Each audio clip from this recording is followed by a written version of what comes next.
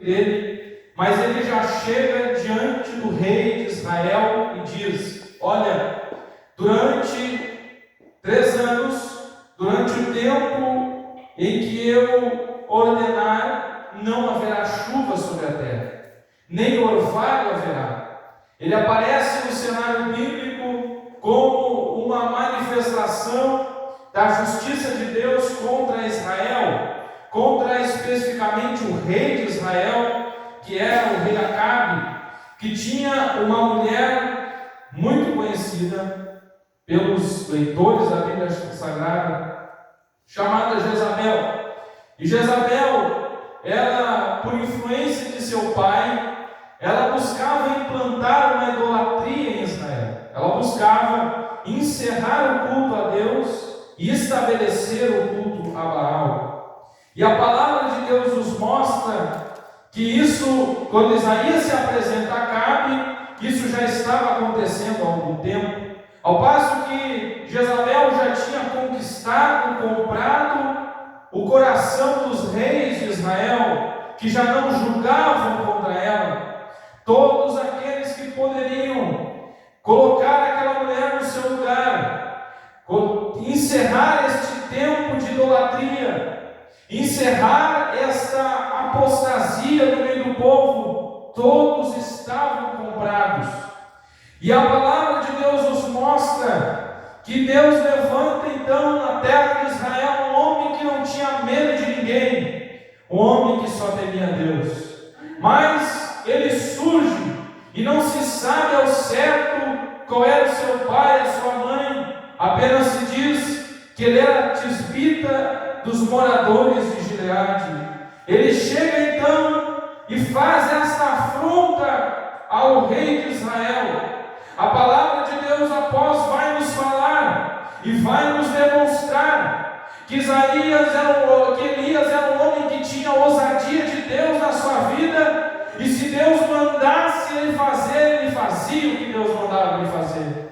Ele tinha uma característica na sua vida, que é a característica da igreja que há de ser arrebatada. Ele era obediente. Elias era um homem que quando Deus mandava ele fazer tal coisa, ele fazia, por mais absurdo que aquilo muitas vezes parecia ser, ele fazia. E a palavra de Deus nos mostra também que ele tinha uma outra característica, também símbolo da igreja que há de ser arrebatada, e de crentes que hão de ser arrebatados. Elias não dependia do homem, Elias não dependia do rei, Elias não dependia da economia, Elias não dependia do seu conhecimento, Elias não dependia de coisa nenhuma, Elias dependia de Deus.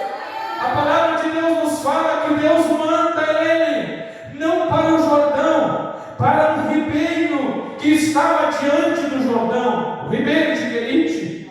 E lá em Querite, a Bíblia nos fala que Deus diz para ele: a tua água vai ser a do rio, barrenta, suja, da forma que ela for, tu vais beber da água do rio e não vai acontecer nenhum mal contigo.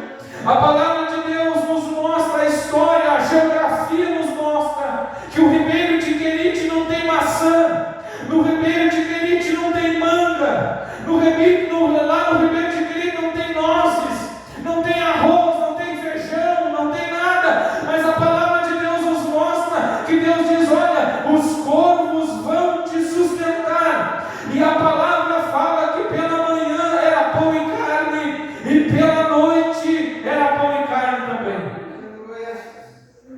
Porque quem tem uma chamada, quem conhece Deus, quem crê em Deus, quem entregou a sua vida a Deus, ele depende de Deus. Aleluia! E quando nós começamos a depender de Deus, as coisas começam a mudar na nossa vida.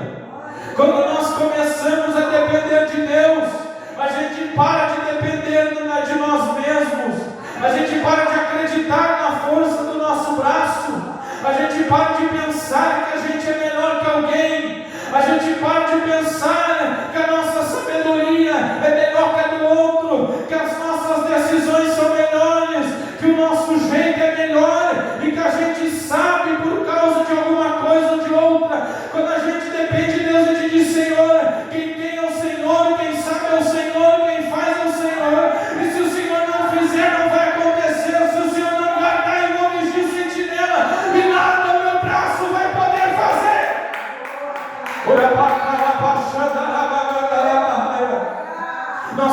pegar o exemplo de Elias e começar a depender de Deus. Aleluia. A gente tem que entender que a obra é de Deus. A gente tem que começar a entender que a palavra de Deus diz que Apolo, aleluia, que Paulo plantou, Apolo regou, aleluia, mas quem dá o crescimento é Deus. Quem faz o negócio andar é Deus. Quem faz as coisas fluir é Deus. Se Deus não botar a sua mão, se Deus não se mover, se Deus não agir, eu posso me esgoelar aqui esta noite, não vai adiantar de coisa nenhuma. Mas se Deus decidir se manifestar neste lugar, a gente pode ficar calado, sem microfone, com luz desligada, não importa, mas a glória de Deus cai sobre nós e nós somos renovados por Ele. Aleluia! Elias entendia que Deus estava com ele, e a igreja tem que entender que Deus está com ela. Elias sabia que ele podia chegar diante do rei de Israel e dizer: não vai chover, a não ser que eu diga que vai chover. A igreja tem que entender que a nossa posição nessa terra é profética. Nós não somos do Lula, nós não somos do Bolsonaro, nós não somos do prefeito do partido tal, do fulano de tal, não, nós somos de Deus. Aleluia. O nosso papel fundamental aqui na terra, a partir do momento em que nós vivemos uma vida de santidade, é denunciar o pecado, é ser contra o pecado. E Elias não concordava com o pecado, Elias não concordava com as coisas feitas de forma errada.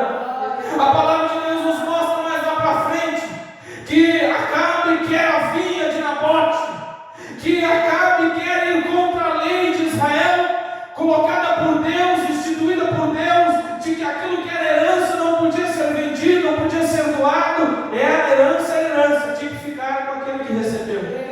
E ele vai lá e faz uma proposta para aquele homem, dizendo: olha, dai-me a tua herança, como um menininho, como um gurizinho imaturo, como um filhinho que, se não dá um brinquedo, se joga no mercado e começa a gritar. Esse era o rei de Israel.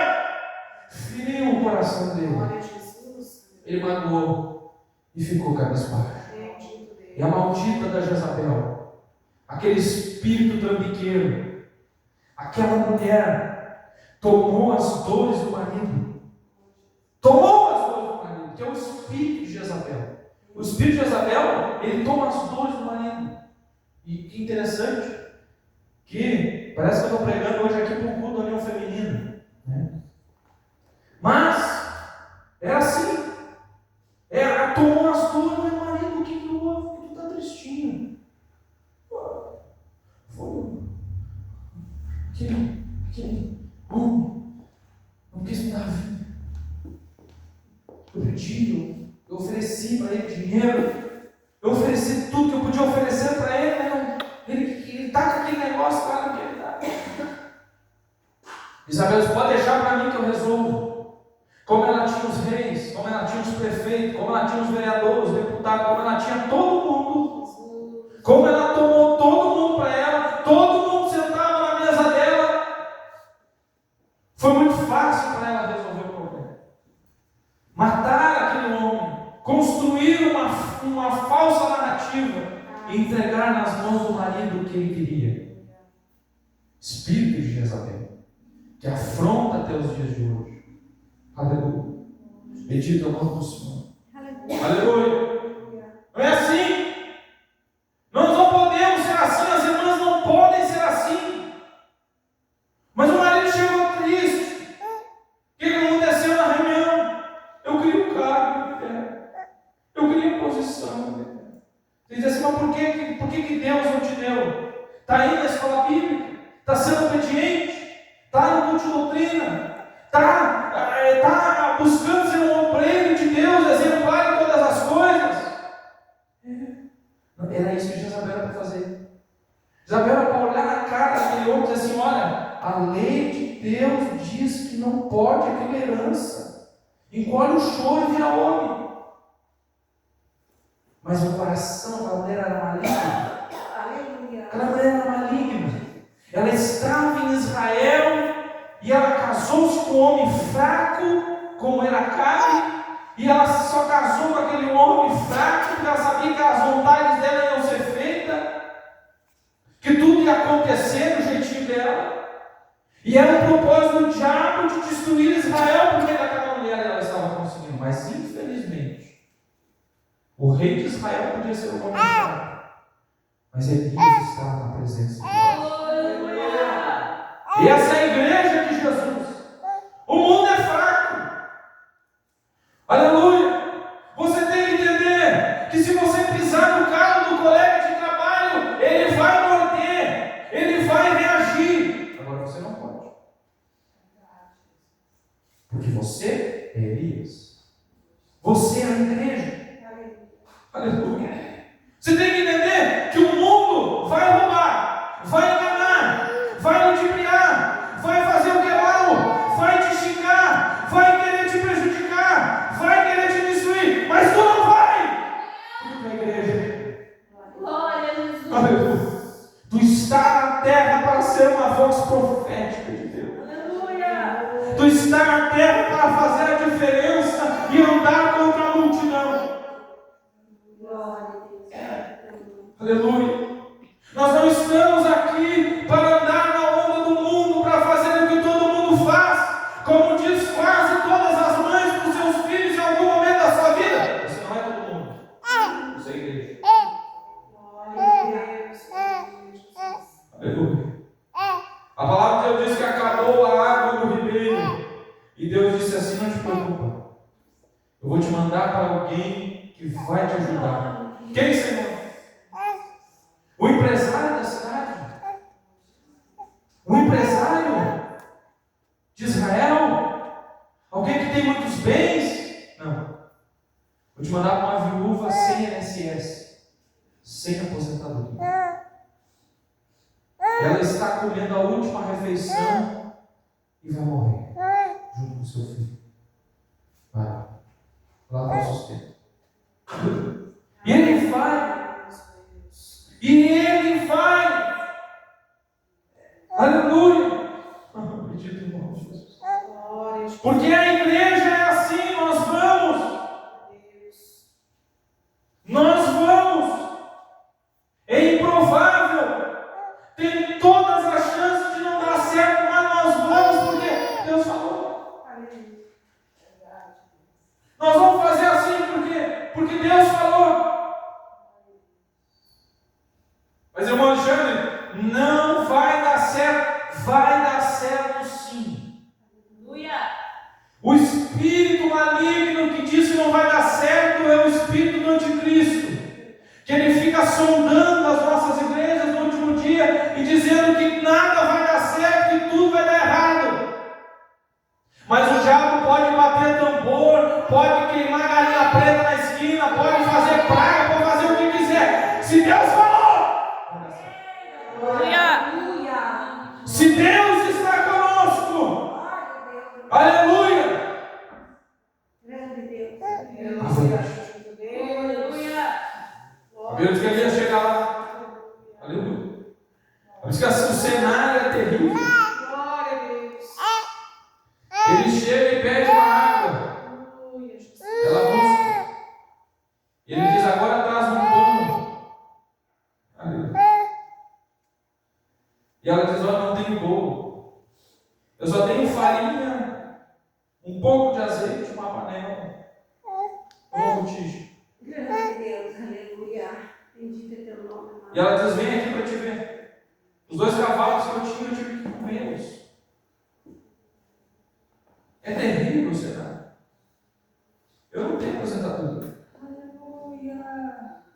Aleluia. Eu vou preparar essa comida e vou comer. Aleluia. Nós nunca podemos chegar a tomar essa tal atitude. Glória a Jesus.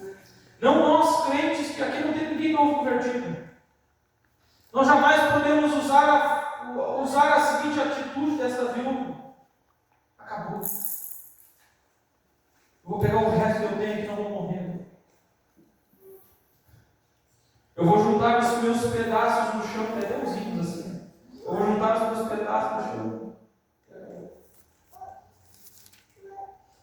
junta pedaço no chão e vai orar.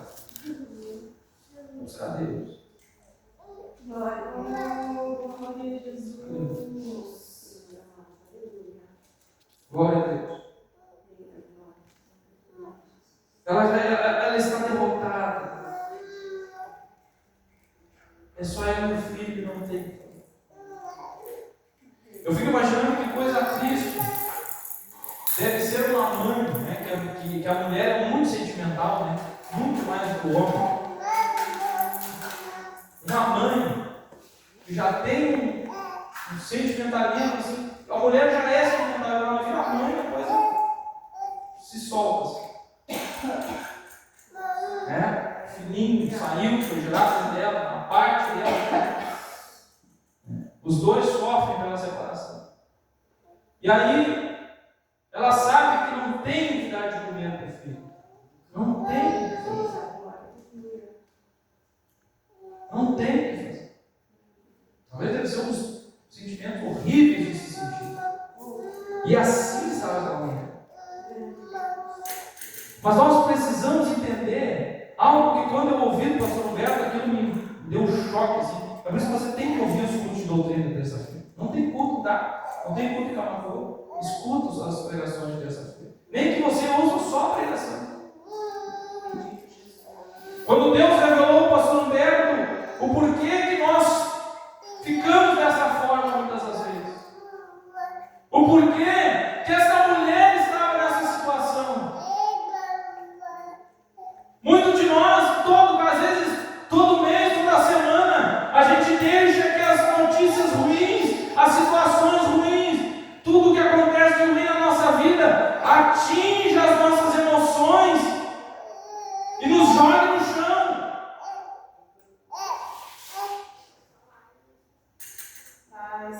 Quando na verdade, Deus deu emoções para nós, Deus deu esse sentimento até mesmo de tristeza, não para nos afastar dele, mas para nos empurrar para ele. Aleluia.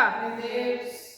O porquê que muitas vezes Deus permite os dias difíceis chegarem na nossa vida, é para que a gente corra para o lugar que a gente evita, que é orar.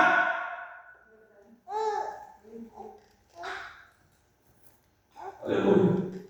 Eu já vi, nesse pouco tempo de fé que eu tenho, que vai fechar 10 anos agora, eu já vi muitas e tantas vezes pessoas que quando vem um dia difícil, a tribulação, a dificuldade, ou quando o filho vai tomar uma decisão, ou quando a filha vai tomar uma decisão que é contra aquilo que ela acha certo, ou é aquilo que ela não quer, ou é problema financeiro, problema no matrimônio, problema tal, problema aqui.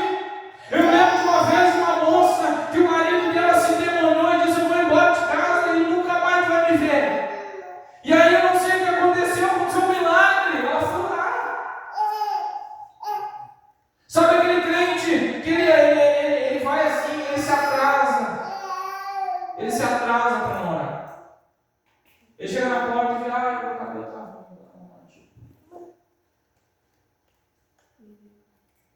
Ela era assim. Nunca orava na vida. Não sabia nem o senhor meu pastor, nada me faltará. Mas o dia que o marido disse que ia sair de casa, a querida apareceu. Começou a ouvir uma vida. Começou a ouvir o poder de Deus.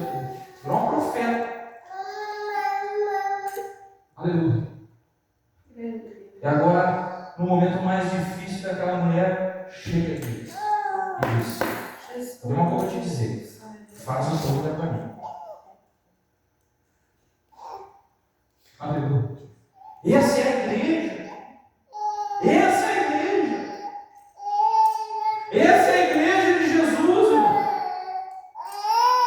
Que coisa tremenda. Aleluia. A gente fala essas coisas, as pessoas enlouquecem. Se essa mensagem cai aí nos pregadores conceituados da sociedade, eles nos matam. Mas é porque a verdade da palavra de Deus ela é crua muitas das vezes. Essa é a igreja. Ela muitas das vezes é prejudicada mesmo. Muitas das vezes a gente perde alguma coisa mesmo. A gente às vezes por ser crente a gente perde dinheiro.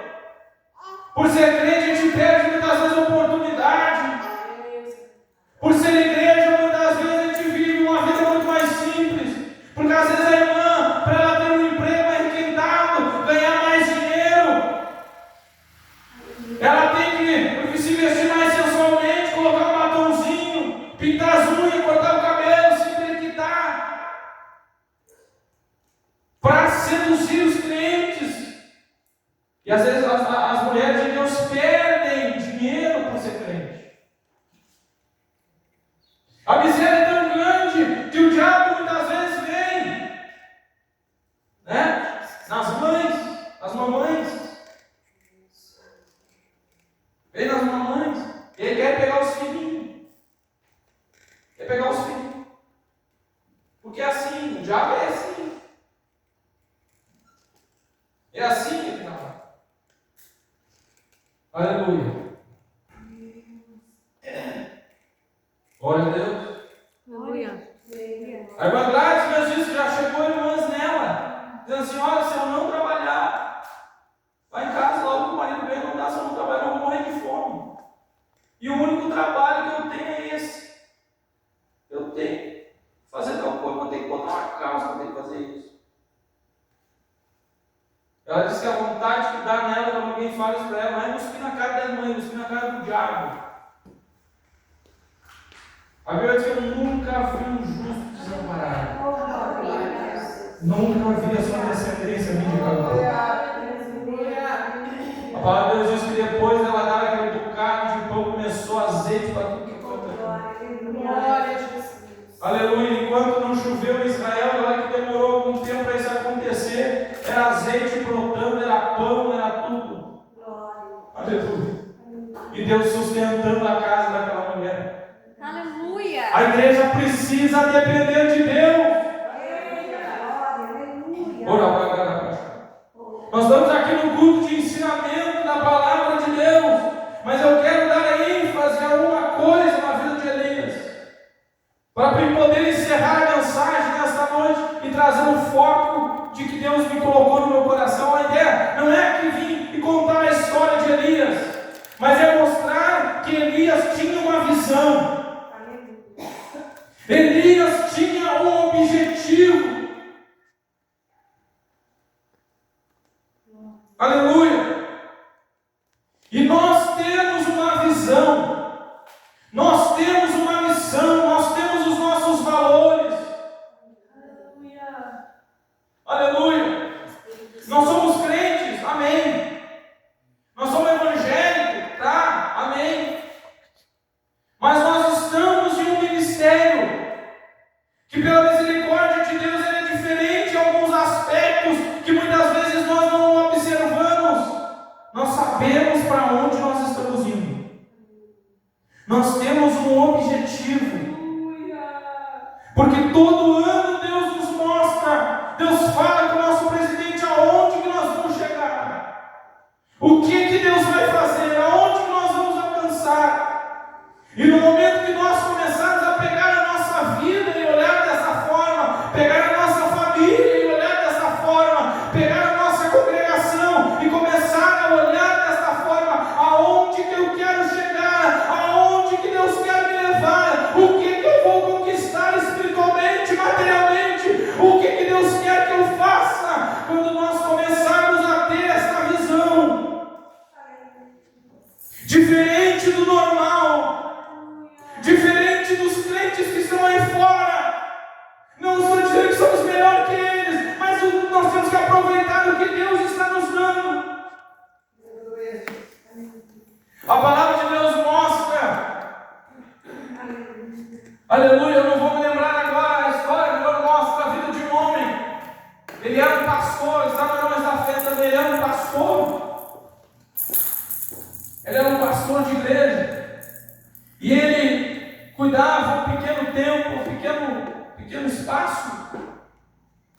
Ele tinha ali a igreja, ele pregava, e era só ensinamento que ele trazia. E a igreja era uns gatinhos pingados, ele diz, um aqui, um ali. E não vinham, uma cidade com capacidade da igreja encher, as pessoas não vinham. E aí a Bíblia diz que Deus tocou no coração muito forte da mulher dele, a esposa dele, que ela colocou um propósito de Deus. Que durante 2 anos ela ia jejuar 3 vezes por semana. E ela ia orar todos os dias em certo horário, sem falhar nenhum dia, nem no jejum nem na oração. 2 anos. Mas em troca ela pedia a Deus que Deus desse crescimento naquela igreja, que não lugares na cidade que comportassem as pessoas. E aquilo começou a explodir. Ele estava pregando e começou a entrar gente dentro da igreja, gente dentro da igreja. E o tempo ficou pequeno, foi para outro, e lotou aquele, foi para outro. Tudo crente firmado. Então, o preço de se alcançar algo grandioso de Deus é caro. E alguém tem que pagar esse preço. Aleluia! Olha, eu quero cantar, eu quero louvar a Deus. E o meu sonho, foi muito pregar sobre sonho, no Congresso de Missões, que foi muito falar sobre a questão do sonho, de sonhar. Olha, irmão, eu sonho em cantar assim, e milagres acontecerem de verdade, os doentes vomitar, as enfermidades, o paralítico andar, aleluia, milagres acontecer. É muito simples de se alcançar isso, tem que pagar um preço. Olha, eu quero pregar, e eu me lembro que quando eu era ali alguns anos atrás, eu pedia muito a Deus visão, porque eu achava incrível o negócio dos irmãos. Olha, tem uma visão aqui, uma visão ali, uma visão lá. Não é sonho, era visão. Visão assim, não é aberta, é uma visão. E eu comecei a orar um ano no monte por visão. E eu me lembro que Deus começou a me dar a visão. Que eu estava na igreja parado e abria assim um cenário assim. E as coisas começavam a acontecer. Eu vou orar a Deus. Calma, esse negócio de visão que tá coisa demais. Deus me mostrou um dia, um irmão da igreja bêbado no bar, bebendo. Alguém com um novo convertido. Aí você chegar na igreja faz uma informação dessa. Eu chegava no irmão e dizia assim,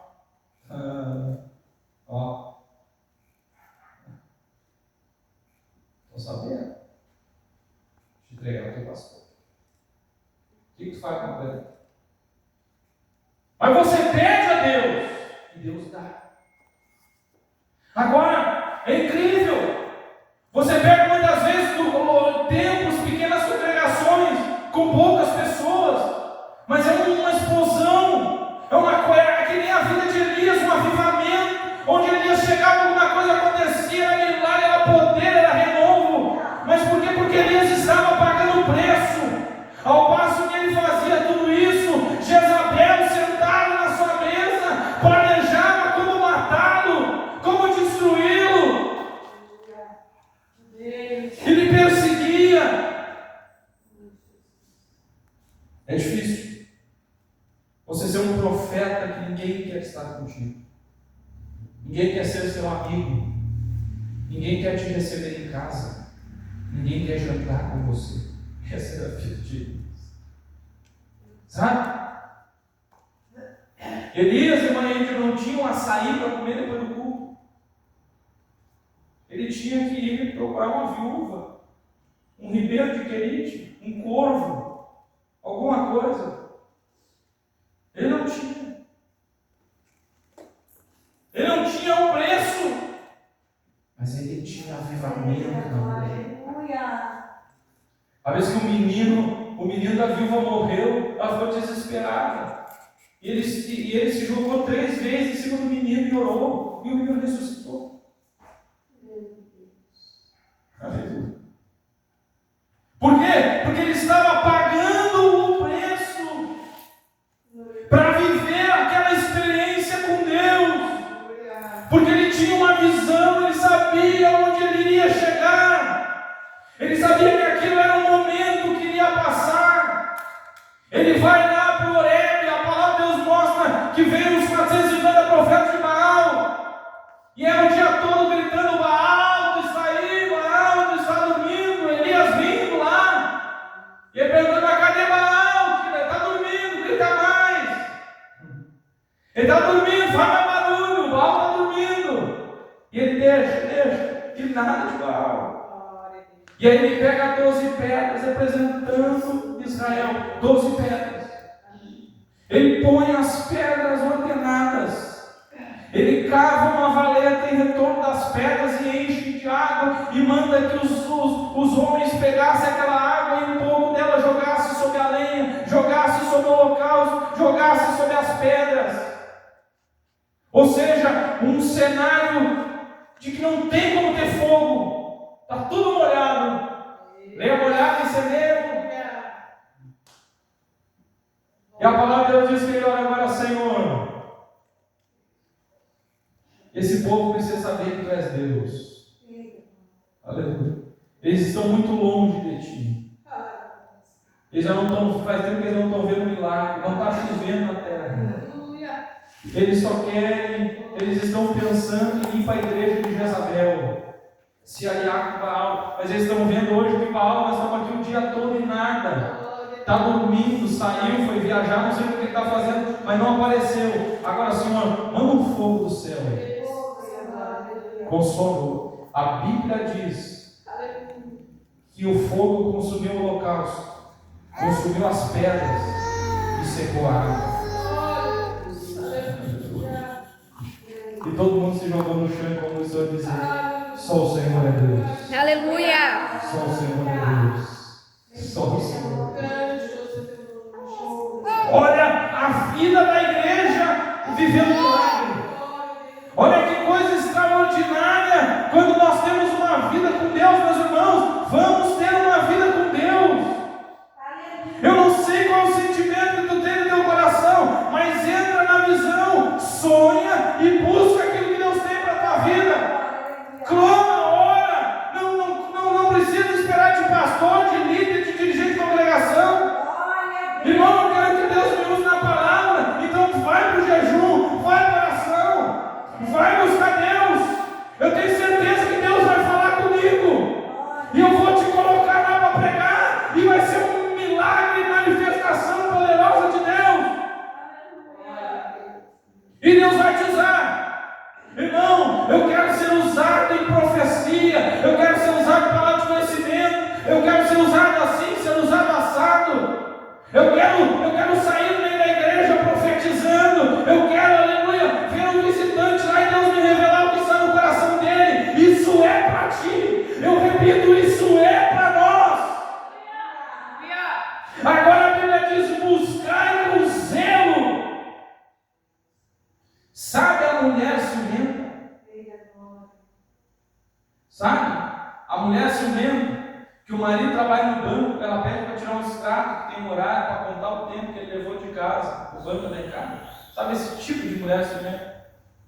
A Bíblia está usando a mesma palavra, zelo. Ela está dizendo assim, olha o dom que tu queres e com ciúme tu busca. Já pensou uma mulher ciumenta orando?